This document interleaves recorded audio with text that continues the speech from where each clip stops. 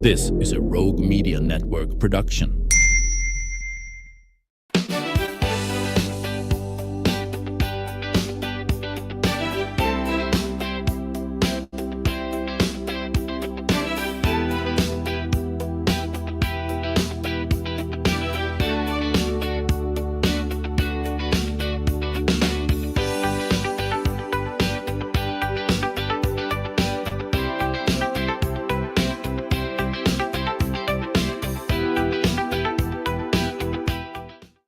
Hello, everybody. Welcome to today's show. We are going to be talking to two extraordinary artists whose music is literally traveling the world. Rhythm and Breeze is a dynamic world music duo of percussionist Debbie Brock and native flute player Sandi Horton.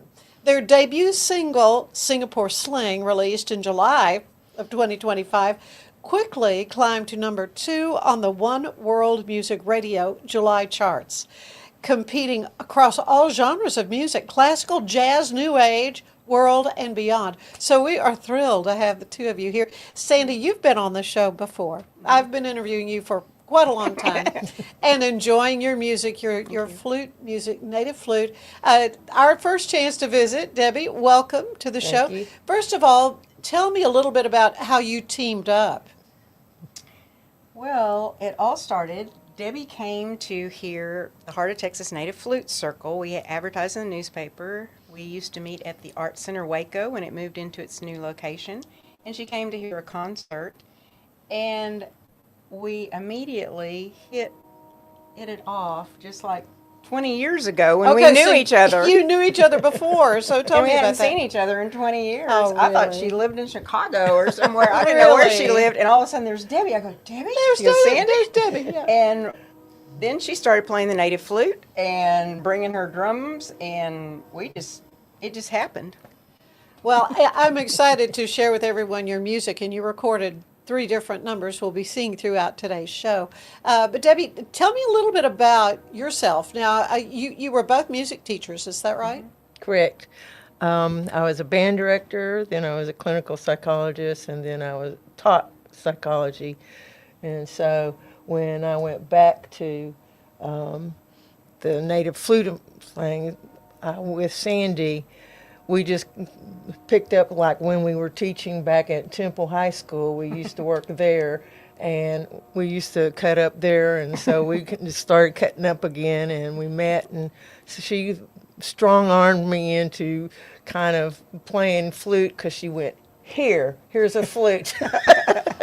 And so I liked it, so I joined, and then I said, well, I have this.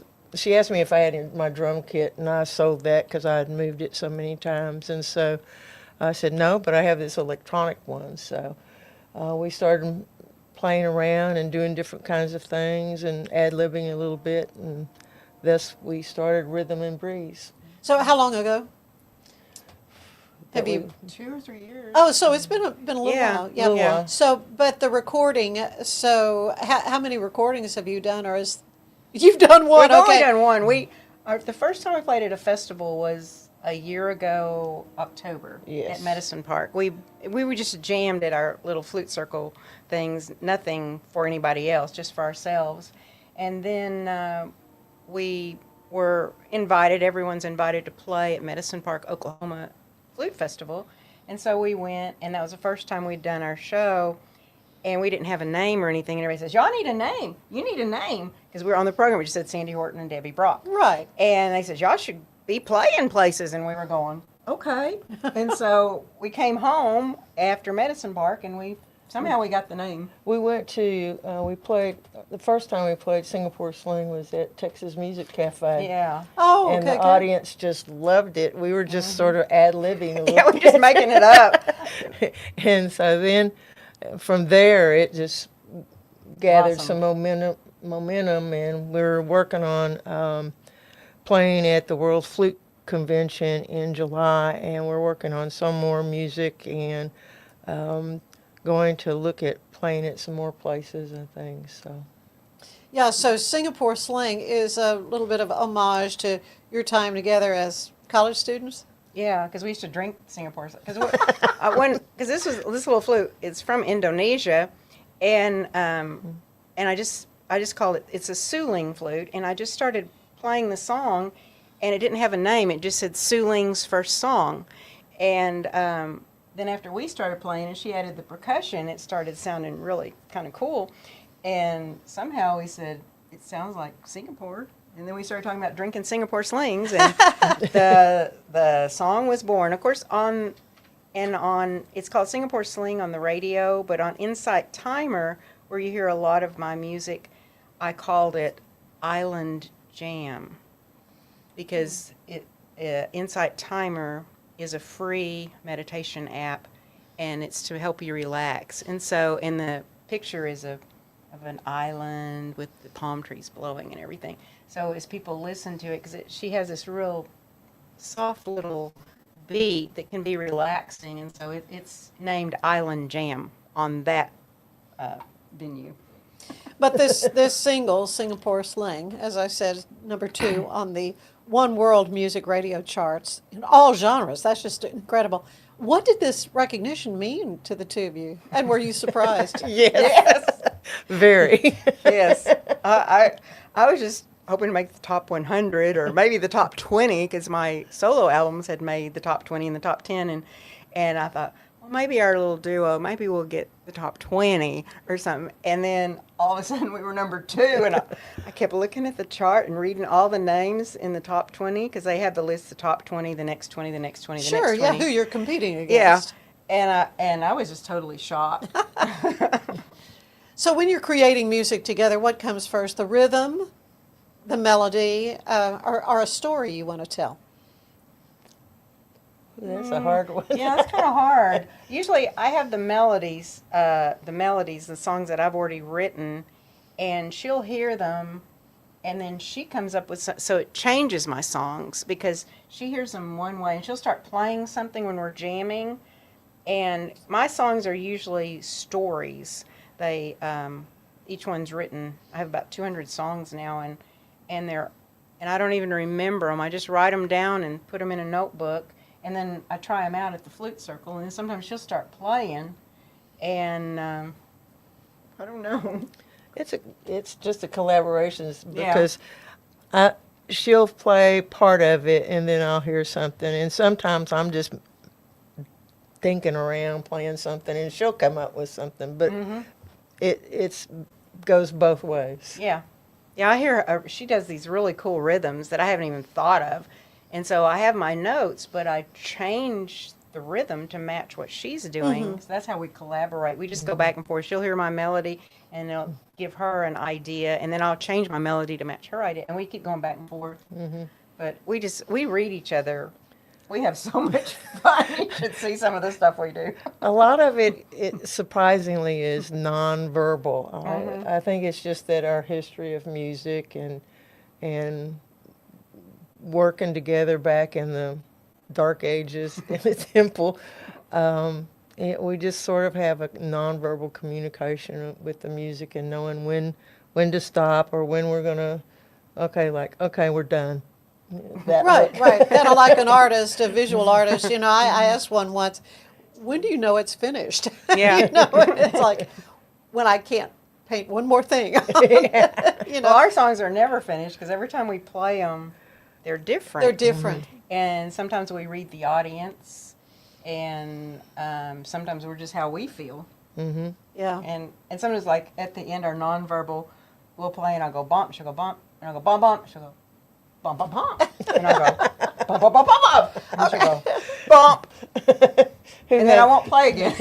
So somebody will stop finally. That's it. Yeah, we're through playing now. Who has the last sound? Yeah, so we keep going back and forth, and it's really fun, because we don't know what we're going to do each time. Debbie, your instrument there, tell me a little bit about it. I don't think I've ever seen an electronic drum kit like this before. No, most percussionists probably use the ones that look more like a trap set and stuff. Right. Those days have passed for me. And this was a way for me to just kind of to play a little bit. I don't have the proficiency I used to have when I was younger. But the Yamaha, this is a electronic called the Yamaha DD75, and It has 75 different drum kit sounds. And some are really strange sounding sounds. This one, my other one didn't. I have one that we started off playing, and I thought I had messed it up because it was doing crazy things. Because, well, it's electronic, and I'd been tossing it around.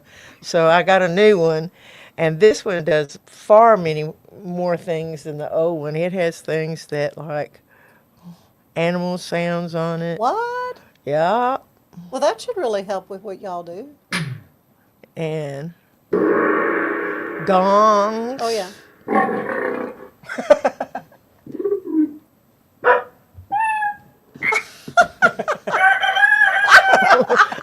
I haven't figured out how we can use those in a song yet, You but gotta I think have they're pretty cool. Something with a rooster crowing.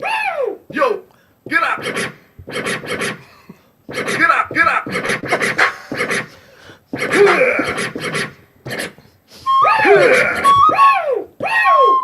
Yo, get up! See, there's just some, Play any of there's them. just like fun I stuff love it. and all kinds of drum kit sounds. Just you can't have regular like sets.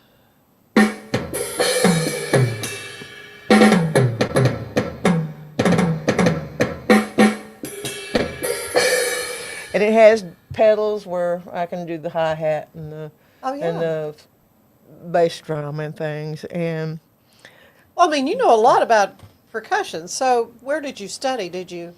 I went to Sam Houston State University in Huntsville and got my degree in music education.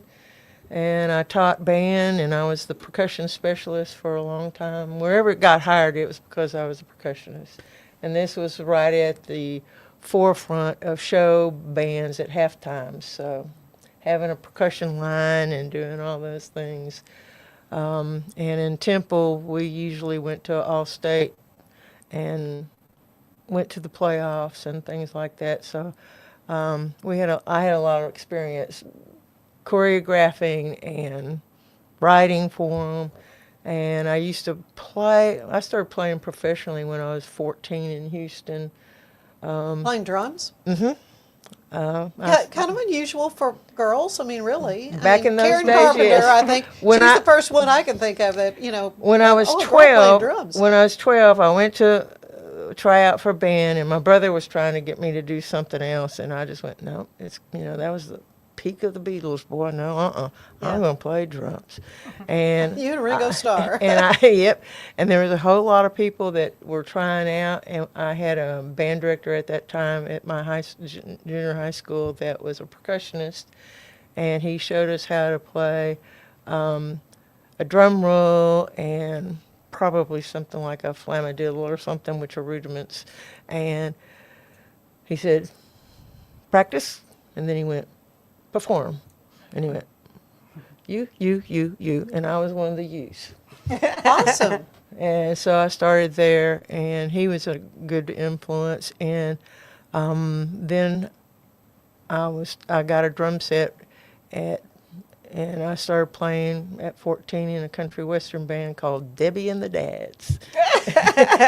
And the only way Your name was in the title. That's oh pretty yeah, good. because my dad was okay with me playing with them, and because they were all police officers, and one was an FBI agent. My goodness. And so I played with them for quite a while, and then in high school I played with some of my friends and a couple of adult. The pianist was an adult, and we had a jazz group, and I played with them. And I continued playing probably about 20, 21. And then I realized everybody I knew was going to, getting up at 8 and going home at 5. And I was playing at 9 and going to bed at 4. And I was like, And then some key people that I knew had lost their life due to either different kinds of things. And so that kind of had an impact on, is this what I want to do? And it was not the time. It was not the time either for women percussionists, as you said.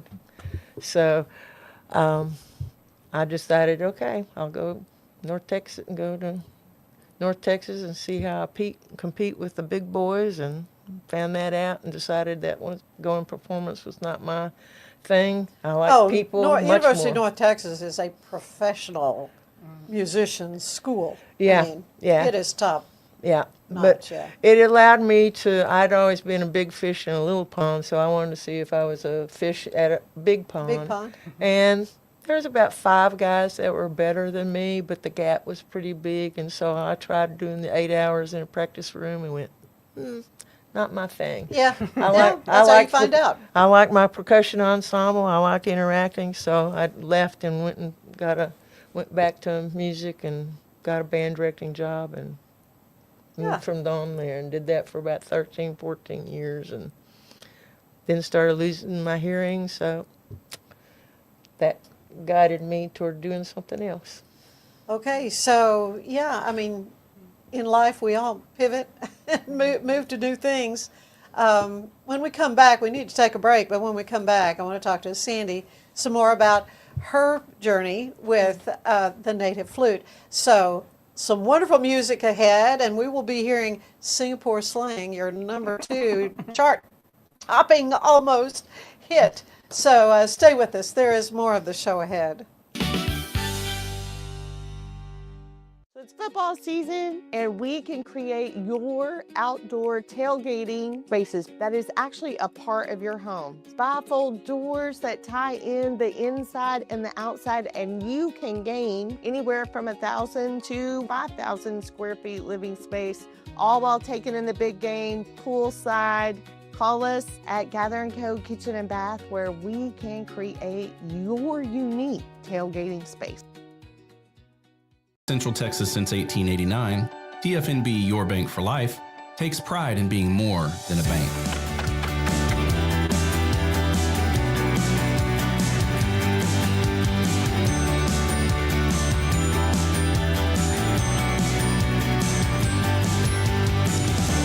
At TFNB, we remain committed to these principles. If you value them too, come join us. TFNB, Your Bank for Life.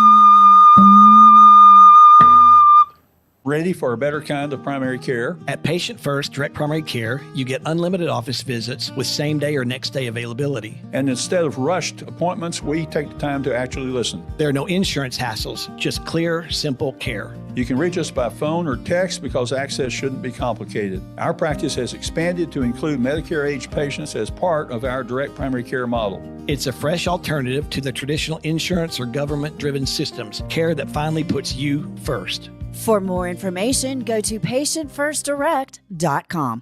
Farmhounds offers natural treats and chews made with quality products that support family farm, regenerative agriculture, and humane farming practices. Give your dog the best with wholesome, organic ingredients that promote health and happiness. Shop now at farmhounds.com. Last week, I stopped by Skin and Body Refinery at 2210 Austin Avenue. They offer a lot of services, including hormone support and weight loss options, but I tried a vitamin B injection. It delivers vitamins and electrolytes straight to your bloodstream, helping boost energy and focus.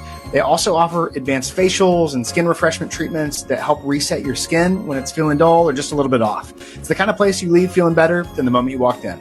My house has a new glow. I love my windows. Universal Windows Direct. I let in the sun rays. More of the heat stays. Universal Windows Direct. Right now, buy one window, get the next one free. Plus no interest and no payments for 24 months.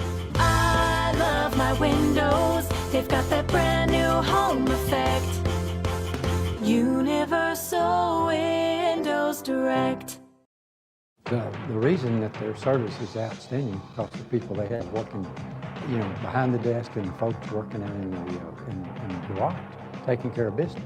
And they give you a date, they give you a time, and they're spot on. And they're professional, they take care of it, and they answer all your questions, and they're fun to work with. Like Alan Samuels always said, Waco has a lot to offer, and so do we at Alan Samuels Dodge, Chrysler, Jeep, Ram, Fiat. Come by, let's be friends. I am obsessed with helping business owners increase their traffic and turn it into profit through the power of Pinterest marketing. It's this amazing platform where people are looking for ideas, inspiration. They have a problem and they're actively looking for a solution.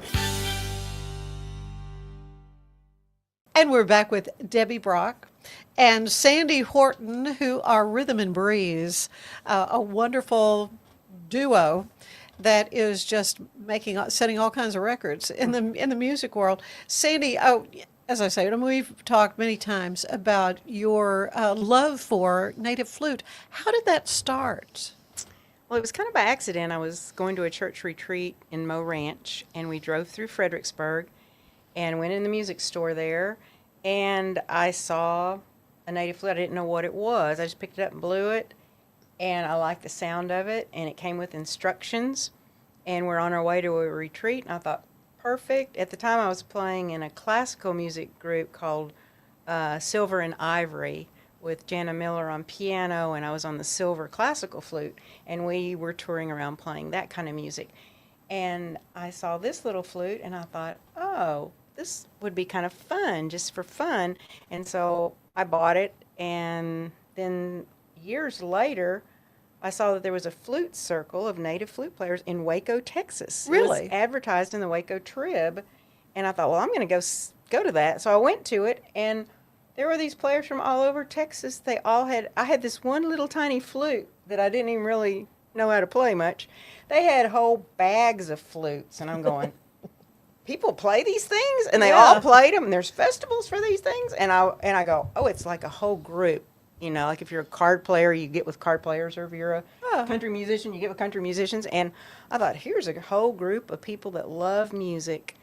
And so I just joined them. And then now I've started collecting flutes wherever I go. And I've just got a whole bunch of them now. Yeah, you have shown me some of them in the past. Your performance schedule is astounding. I mean, you do perform a lot. Live shows, Zoom concerts, radio features, podcasts, here we are, international appearances as well. What keeps your creativity energized? Well, most all of my songs are nature-based, and so I get my ideas. I go outside and sit among my trees, put my feet in the dirt. I like to go down to the river. I wrote a whole slew of songs on the Guadalupe River when I was Debbie and I both went to our Carlos Nakai retreat in South Texas, and while they were going to classes, I was down at the river composing. I composed a whole bunch of songs there. Everywhere I go, and this summer I'm going to be teaching a master class at the World Flute Society Convention on how to compose the landscape, because that's how I write my songs. I go out and I see things that inspire me, and then the melody just comes. And I don't know where it comes from, but I just write it down. and then the next day I'll play it, and I go, oh, okay, and then I'll start tweaking it and putting it in a format, A, B, or whatever. But the melody comes, and I just write it down. And so I'm going to teach a workshop on seeing the landscape and how to put what you see into musical form so that you can honor the earth as well as honor your music, and then you can remember it because you remember that feeling you had at that location and what you saw and what you did, and it's like a souvenir, but you have a song. And I have a whole bunch of those from literally all over the world, places that I've visited, and I'll write a song while I'm there or when I get home from my pictures. Sometimes I'll play my flutes there and I'll jot down the notes, but I don't have time to write it out. But I'll just jot down the melody and throw it in a notebook. And because I have a pile this big of pieces of paper that have songs on them, or sometimes just the words come. And so now the words are all starting to come in rhyming words, like country and western songs, because I've been hanging around with all these songwriters, and I just admire these songwriters in Texas so much. They put their heart and soul, like the people at the Texas Music Cafe. They put their life on the line when they're doing their songs, and they've inspired me so much. And so now all my songs come with words. And so you're going to have any singing maybe at some point? I do have 2 songs where I have the audience sing the chorus, and I'm going to be playing February the 12th at the new Texas Music Cafe, and I'm going to have one audience song. They're going to sing, so I have to sing it to them so they can learn how to sing it back. And so maybe you can come. Oh, yeah. and help be one of the singers. That's awesome. It's really fun. I've done it. I did it first at the Mabur Museum with some kids, and just did a real simple little melody, 4 measures long, and they got it, and they could sing it. And then I wrote another one that's a longer chorus, and you need to be a good singer. And I did it in Salado at Table Rock Festival. And the girl who was videotaping it, she had this gorgeous voice like yours, and it was perfectly on pitch. And it sounded so good because she videotaped it, and the audience would sing with her voice because I'm playing the flute once I teach you the song. And so it's kind of like I'm adding the vocal and the instrumental, although I'm not a vocalist. I've always been an instrumentalist. I've sung in choirs, but never a soloist. Oh, that sounds like loads of fun. And again, that's going to be February 12th. It's at the new location on 30th Street, and it'll be their first songwriters night in the new location. Yeah, and at what time? 8 o'clock. Okay. Oh, okay. Excellent. I'm pretty sure. Your Native Flute Journeys album feels immersive and meditative. What do you hope listeners take away from your music? Well, I hope they take away whatever they need at the time when they hear it, because most of the songs are very open-ended, so that if you want, like my song called Spirit of Love, it could be love if you're grieving. It could be love of someone that's done something nice for you. It could just apply to any kind of love, however you're feeling at the time, and however I'm feeling at the time when I play it. If I play it real slow, it might have more melancholy sounds, but if I play it more upbeat, because I'm thinking of something real happy that I'm doing, the listener can get that too. Of course, on the CD, it's only played one way, but when I'm playing in person, all the songs have different tempos, different rhythms, and I add and take away things. Every live performance is totally different, but the CDs you know exactly what to expect, or on Insight Timer, and I'm just hoping people will just listen to it. It'll make them feel better. It'll help them to think or process or just relax. You've studied and performed with legends like R. Carlos Nakai and appeared at international conferences, you mentioned, and showcases. How have these experiences affected your artistic voice? Well, everybody that I've ever been to their master classes, starting out, the first really famous person I went to was Jean-Pierre Rampal, which some people have probably never heard of, but that's how old I am. And he influenced me in a certain way for classical music. And then the next one was James Galway. I went to one of his master classes in Austin, and he was so inspirational. because he said, anybody can move their fingers. That's not a big deal. Yeah, I know of It's him as a flautist, yeah. Yeah, it's what you put into it. It all comes from what you're thinking and playing, and it has nothing to do with your fingers, because anybody can move fingers. Mm-hmm. So you've got to really put your heart and soul into it. And he's not known for playing Bumblebee song, all that kind of stuff, and I never knew that about him. And then he taught us how to just play tones and long tones and not worry about the music.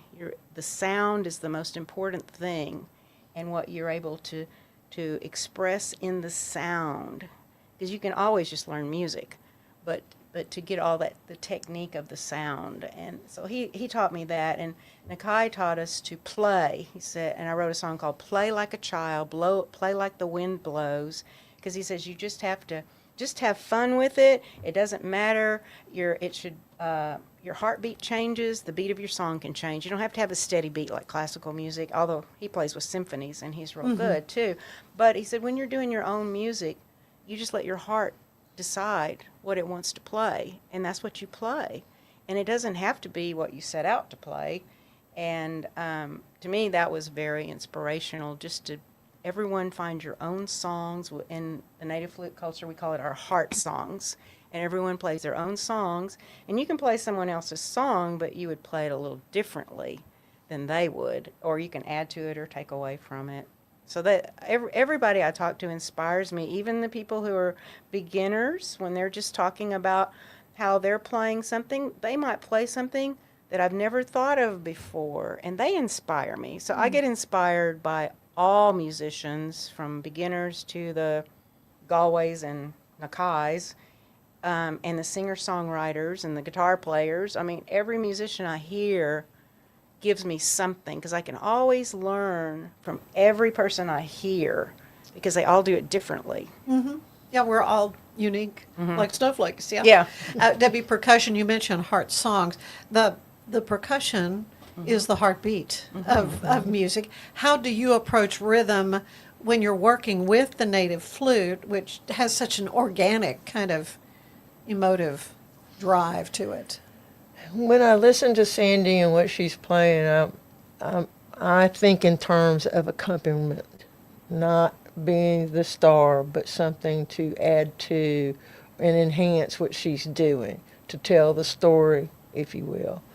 And that's my approach. And to come up and just have fun, just playing whatever sounds and we're doing. And that's the key ingredient of what we're doing, is just F-U-N. And at our age, that's really important. It is. Okay, so you mentioned the February 12th gig you've got. What's next beyond that for Rhythm and Breeze?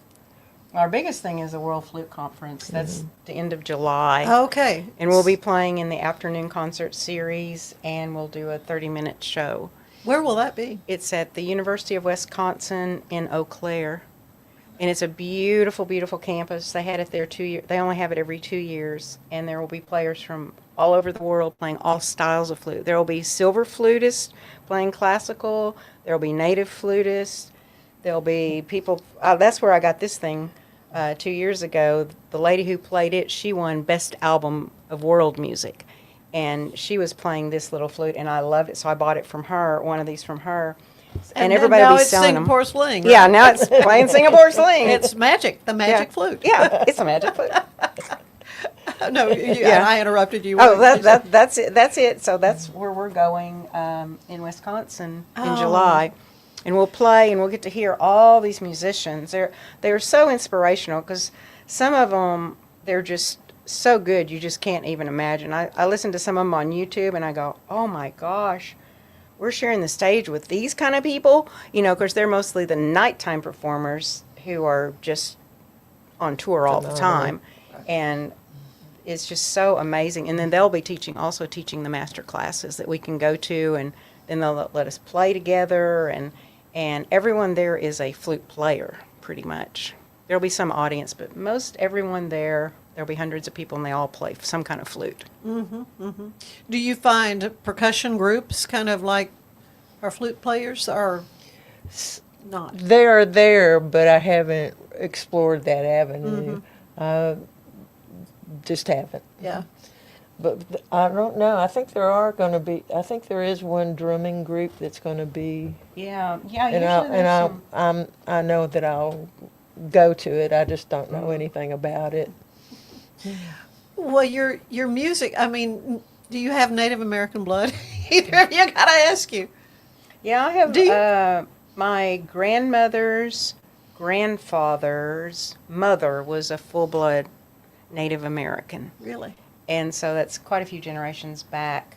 But his mother was adopted by a family of Anglo people, and then she married another Anglo person and had him. And then my grandmother has told me many times about her grandfather, who was half Indian, is what she called him. He was an Indian.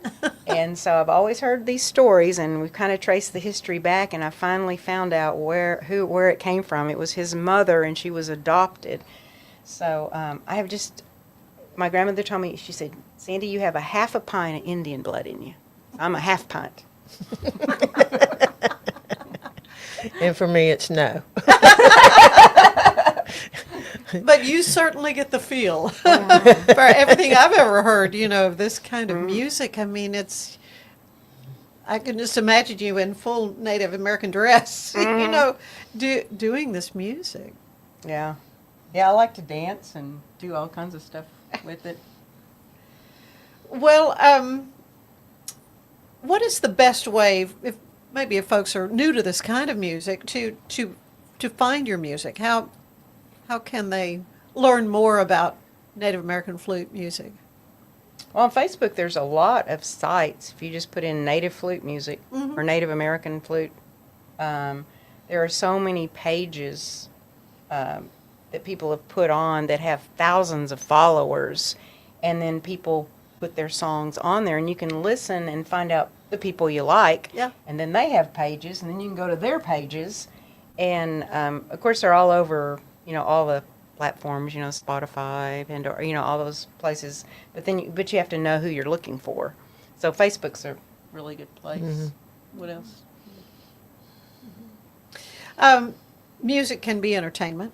Obviously, healing, meditation. I mean, last time you were on the show, you were with Charles Wallace, who is an artist, a visual artist, and you had coupled his art, which was evocative of different emotions, people, and then you had melodies that went with them. When somebody walks away with a Rhythm and Breeze performance or from one, what do you hope they take with them? Joy. Joy and peace. Peace and joy. It sounds like Christmas. But we don't play Christmas music, but it's Christmas all year. Mm-hmm. Yeah, we want them to feel good when they get through. We want them to want to have more, come back. Mm-hmm. Because we want to be pleasing. We don't want to ever kind of like a good bowl of ice cream. Yeah. We both love ice cream. Or a fresh cookie. Oh, we had to go with that ice cream, That's right. That's what we want you to feel like. Oh, well, you both are such a joy, and I've been looking forward to sitting down and doing this for a long time. And so glad that we can share some of your music in the course of this episode as well. And again, how can someone find your music specifically, Sandy? Well, my music, I have a website called Native Flute 4. You can find me on Facebook, Native Flute Journeys. Okay. Native Flute Journeys, and all the information's on there. And our group, Rhythm and Breathes, we have a Facebook page too. That's for our advertisement. So if you want to hear what Rhythm and Breathes is doing, we've played at the Mabry Museum twice now. And hopefully we'll play there again next November.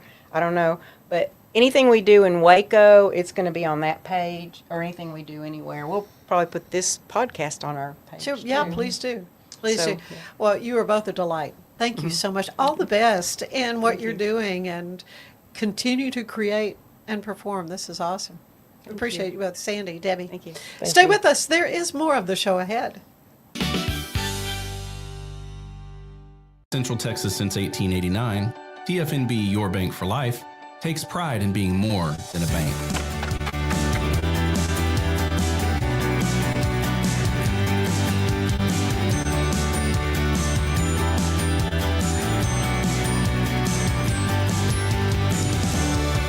TFNB, we remain committed to these principles.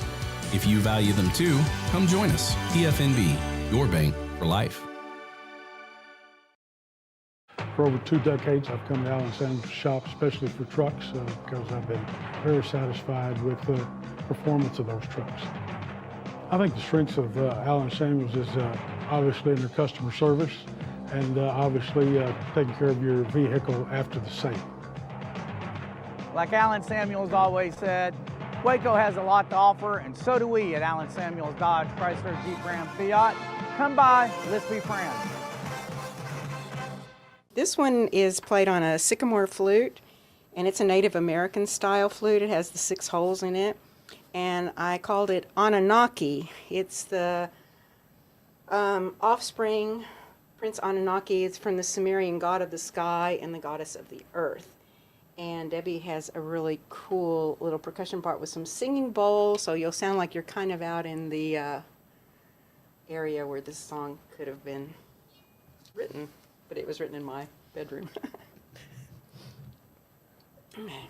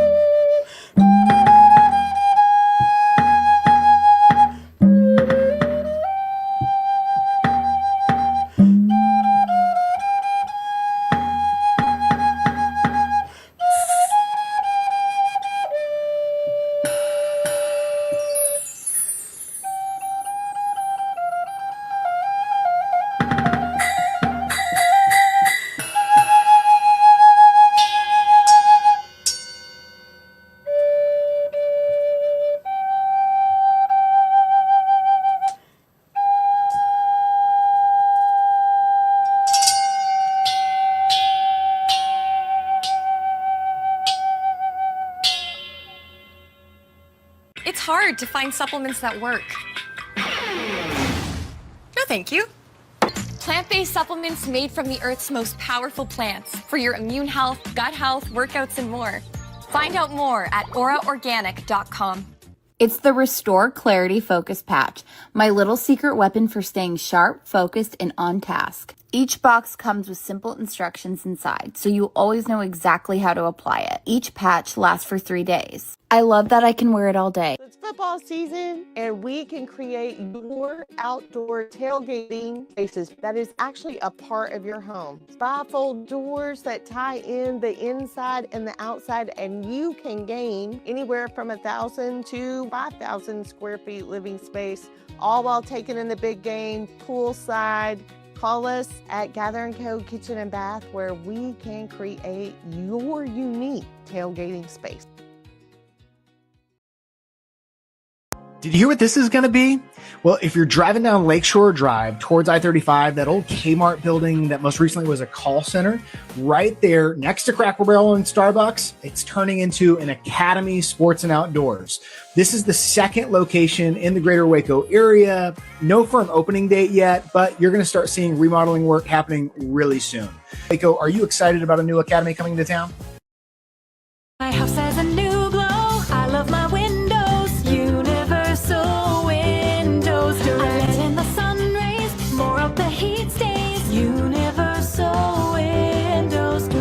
Right now, buy one window, get the next one free, plus no interest and no payments for 24 months. I love my windows. They've got that brand new home effect. Universal Windows Direct. Ready for a better kind of primary care? At Patient First Direct Primary Care, you get unlimited office visits with same-day or next-day availability. And instead of rushed appointments, we take the time to actually listen. There are no insurance hassles, just clear, simple care. You can reach us by phone or text because access shouldn't be complicated. Our practice has expanded to include Medicare-age patients as part of our direct primary care model. It's a fresh alternative to the traditional insurance or government-driven systems, care that finally puts you first. For more information, go to patientfirstdirect.com. Okay, Waco is in Texas, smack dab in the middle, just a little to the east. We will start with what's in Waco at Magnolia because that's what everybody expects when they go to Waco, right? So we'll start with Magnolia and then we will go on to all the other things that people might not know about. So one of the things to do at Magnolia is visit these 6 little shops, and they are the cutest shops ever. There is a shop for Bath and Body, a home goods shop, a flower shop, and a couple boutiques. And then there is actually even a sports memorabilia and sports store for men. Something else fun to do there on the Magnolia grounds is visit the little white church that they had moved in a few years back. You can go inside and check it out and walk around. One thing that caught us by surprise were a couple of different stations. One had temporary tattoos, and this one right here had a little area where you could grab free postcards. There were stamps available and even a mailbox to mail your postcards. That was such a cute little touch. And then we really loved the photo booth. You need to find the photo booth. When you're hungry, they do have permanent food trucks that have everything from hot dogs to hamburgers. They have amazing pizza, and our absolute favorite was the Cheddar Box Gourmet Grilled Cheese food truck. But one of our kids' favorite things to do there was this wiffle ball field. There were games going all day long. Besides the wiffle ball field, they have this huge grassy area with cornhole and all kinds of area for anybody to run around and play. They also have those bins filled with balls, all kinds of balls, soccer balls, kickballs, footballs, and it's just a really cool place to sit and hang out and watch kids play. They just do a really good job of creating community and giving you a place that you want to hang out. On that same field where kids were throwing balls around, they have these big bean bags where you can just lounge around and watch kids play. Another area of Magnolia that my daughter really enjoyed was the flower area. They had a whole section of Magnolia dedicated with these raised flower beds just full of flowers after flowers after flowers. There is a flower shop back there. Unfortunately, it was closed while we were there that day, but it is a beautiful place to walk around. There were all these outdoor garden beds, and they also have a greenhouse you can check out too. It was such a beautiful place, and of course you have to stop and take pictures with all the flowers. Now onto the bakery. I'm sure you've heard of the bakery, and it was everything that you would have ever dreamed of. Another of our favorite places at Magnolia was the coffee shop. It is called the Magnolia Press, and it is a humongous coffee shop. The coffee was amazing. When we were there, the line wasn't very long at all, but I've heard it can get fairly long. We got a few iced coffee drinks. My daughter got hot chocolate, and everything that we had was absolutely amazing. They have some merchandise that you can choose from, and they also have pastries besides the coffee and tea available. But if donuts sound good, head across the street of Magnolia and go into M Donuts. The donuts were so delicious. One really cool thing, they give you a penny with every purchase, and they make sure to point out that their floor is made of thousands of pennies. Make sure you get a little photo op in their mirror because you will have the silos behind you. If you drive a little bit outside of town, you will find Homestead Heritage. This is a place you could spend all day. They have a general store, they have a grocery store, they have a market, they have a grist mill, they have their own coffee shop. They also have pottery, woodworking, leather, and fiber art shops, as well as their own forge. In addition to all of those shops, they even have their own restaurant. It's a good thing to make reservations because they do fill up quickly, but they serve all homemade whole food ingredients, and I've heard the food is outstanding. I'm not sure if this is open year round, but when we were there, they had this humongous indoor market. They had over 20 booths and were selling everything from produce to food and lots of handcrafted things. It was really cool to check out. Okay, let's talk food and restaurants in Waco. We did not go here, but it looked amazing. It was called Backyard Bar, Stage, and Grill, and there was lots of live music. The menu was huge, and it looked like a really fun place to hang out. But when in Waco, especially there for everything Magnolia, you have to try out Magnolia Table. This restaurant is not on the normal Magnolia property. It was maybe a 5 or 10 minute drive, but it was definitely worth it. The restaurant is so beautiful. They have huge family style tables. You can sit by yourself, but sometimes you may be seated with other parties. You do need to make a reservation for this restaurant, and we did, and we got right in without waiting. A couple of the things we tried that we loved were their biscuits. Those were amazing. One thing we didn't love, actually, were the onion rings. They look like donuts, and they kind of tasted like donuts in a way. But this chicken and waffles was amazing. The burger was great, and the pasta off the kids' meal was amazing as well. We really had a fun time there, but like I said, just make sure you make your reservation. We did not get dessert at Magnolia Table because we were in the mood for ice cream. We found the Heritage Creamery, and it was so good. It was on campus of a local college, and it seemed to be the hangout spot. This Cookie Monster was to die for. Next on the list for food is Union Hall. We went there for lunch. Union Hall is like an indoor food court, I guess if you will, but is more like an indoor market style. They had pizza, Mexican, curry, ice cream, all kinds of things. There were probably at least 10 to 15 different options for food, so you should definitely check it out. We each got something different and made all of the kids happy, and it was delicious. And now to barbecue. If you've heard anything about food in Texas, barbecue is where it's at. And according to my husband and my boys, Terry Black's Barbecue is the #1 barbecue joint in all of Texas. There are a couple different locations, but we chose the one in Waco, and we loved every single second of it. We did go right at open because we have heard that there can be some long lines, and we did not experience that, thank goodness, because like I said, we went right when it opened. They have lots of indoor seating, and they have a huge outdoor seating area as well. We went with a family style meal, and we were not disappointed. I mean, look at that. I'm kind of mad. My gosh. I'm kind of mad. Ooh, buddy. I'm There's mad at Mom. nothing about this to be mad about. I'm mad because it's so good. We all know we're gonna Completely worth it. After dinner, we even got to go behind the scenes and see all of the huge smokers and get a crash course in how Terry Black's smokes and cooks all of their meat. Let me tell you, my husband and boys were absolutely in hog heaven. Just a quick side note, the banana pudding was my daughter's favorite. Next on our list of things to do in Waco was the Dr. Pepper Museum. What a fun place this was. They had a fun courtyard with seating to sit and enjoy your time there, and you do get a nice view of the silos while you're outside. The indoor museum was great. It took about a half hour to go around and see all of the different exhibits. We really enjoyed our time there. It was $12 per person. They do not sell their tickets online, so you do have to buy them the day of, but there is no risk of them selling out. There's an unlimited amount of tickets. They do have a few add-ons that you can do. We did choose one of those add-on experiences, and it was a make a soda. You do have to reserve that ahead of time and prepay for that. It was a kind of like a scientific lab where you get to create your own soda. So they give you a base, and then you have a ton of different flavors to choose from, and you end up taking a bottle of your homemade own flavored soda home with you in a really cute glass little jar.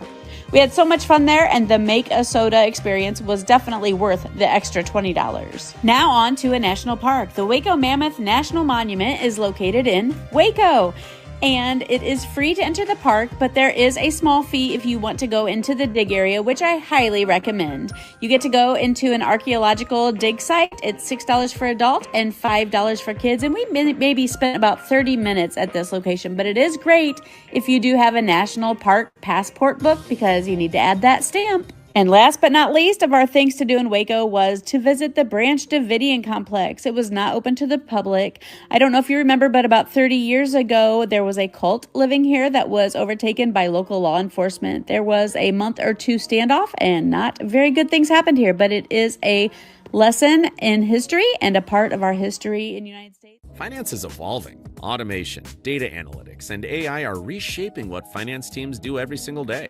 The best way to predict the future of finance is to be ready for it. If you want a head start, check out 365 Financial Analyst.